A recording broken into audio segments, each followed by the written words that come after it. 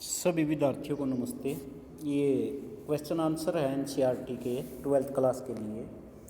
इसमें question number 1, mark correct और wrong against each of the following statements about the veto power. इसके veto power के बारे में रॉन्ग और करेक्ट बताना है।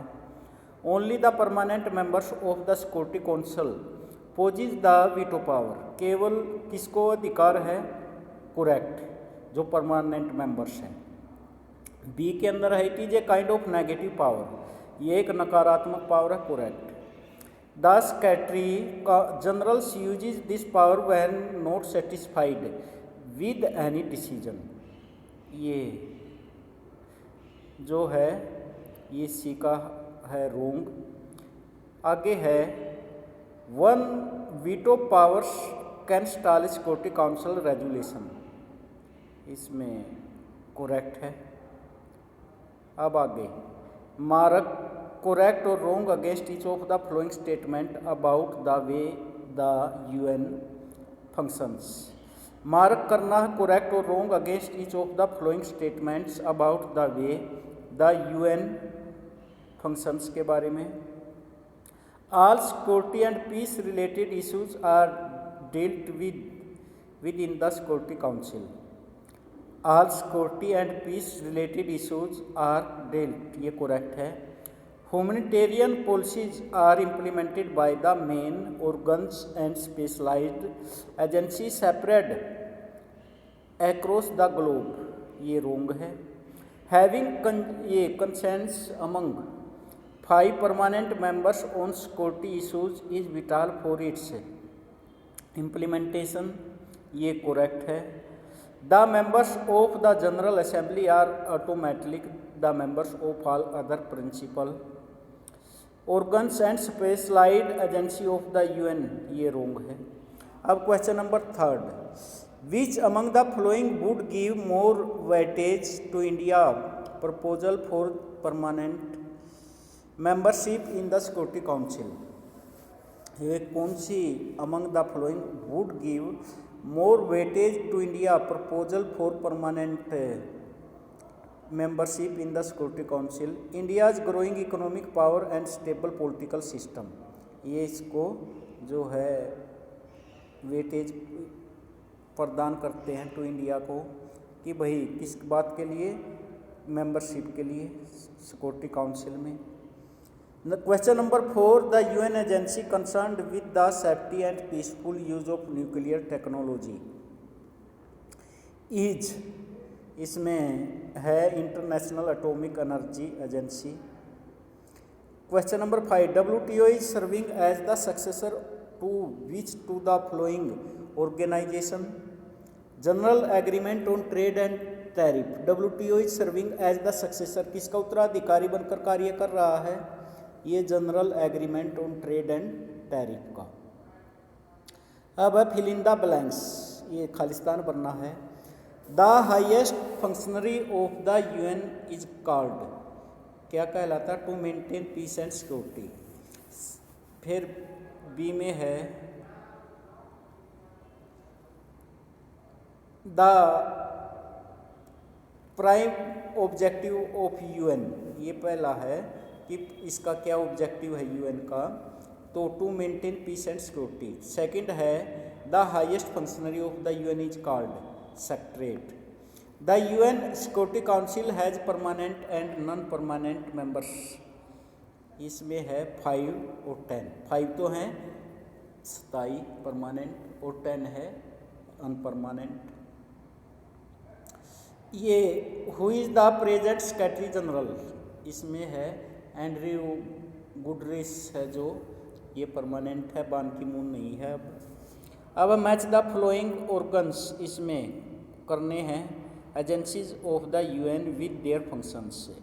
इकोनॉमिक एंड सोशल काउंसिल, इसमें इकोनॉमिक एंड सोशल काउंसिल जो है ये बताना है।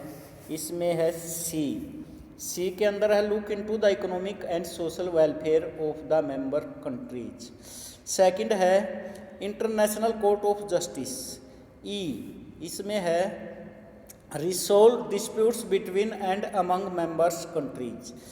3 इंटरनेशनल एटॉमिक एनर्जी, इसके अंदर है 3 के अंदर डी में है इसके अंदर कि भाई safety and peaceful use of nuclear technology. 4 है सिक्योरिटी काउंसिल, बी है इसका preservation of international peace and security. 5 UN high commission for refugees, 5 के अंदर है UN high commission for refugees. 5वें में है F provide shelter and medical help during emergencies.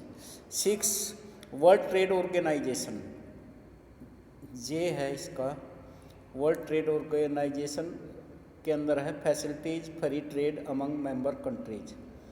7 international monetary fund ये oversees the global financial system.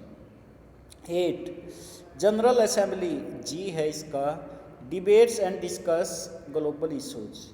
9 world health organization, इसमें है I providing good health for all. 10 secretariat, H है इसका answer administrative and coordination of UN affairs.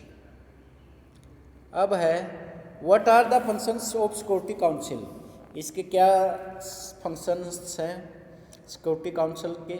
It main function is to maintain peace and security in the world and the other functions are as follows. Number 1 the security council recommends method to adjust disputes among nations. ये क्या करती है council, recommends करती है method की जो क्या करते हैं एडजस्ट करते हैं डिस्प्यूट्स को among nations. Second security council can take military actions if required.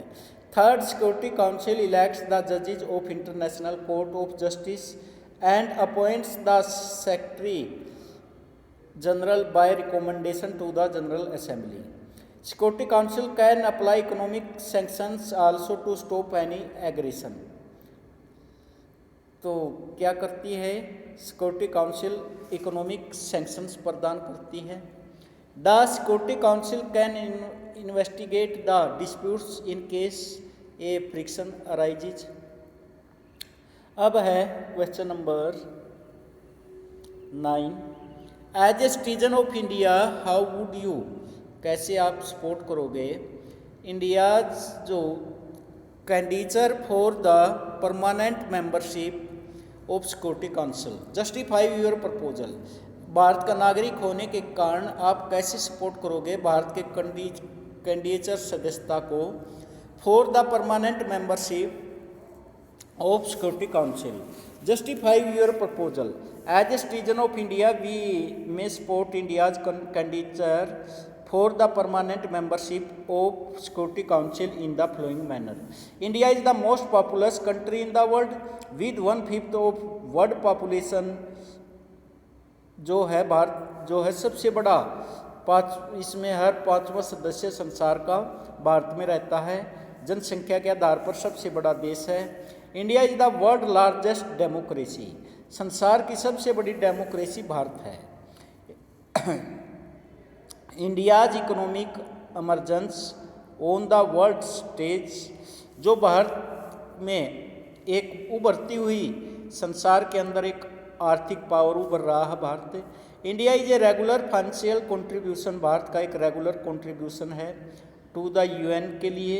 India signifies a growing importance in world affairs in conduct of its foreign policy, Bharat का जो एक बढ़ता हुआ महत्व है वर्ल्ड के अंदर विदेश नीति के रूप में।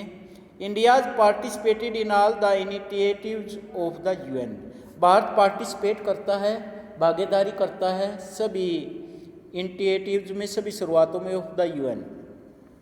क्वेश्चन नंबर 10 क्रिटिकली इवोलेट करना है the difficulties involved in implementing the suggested reforms to reconstruct the UN.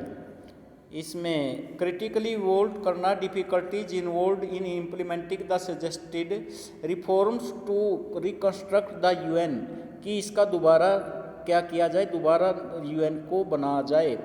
The flowing are the question marks in implementing the suggested reforms to reconstruct the UN, how big an economic and military powers may qualify to become UNSS membership, what level of budget contributions should be enabled, no guarantee to be effective as council member in respect for democracy and human rights.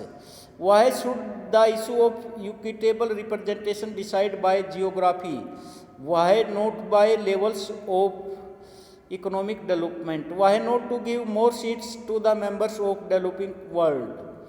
All the above mentioned criteria which were adopted but not universally expected, hence the difficulties were involved. तो इसलिए ये सारी difficulty शामिल हैं. तो the UN, इसमें अगला है यूएन के बारे में क्वेश्चन नंबर 11, ये आगे करेंगे.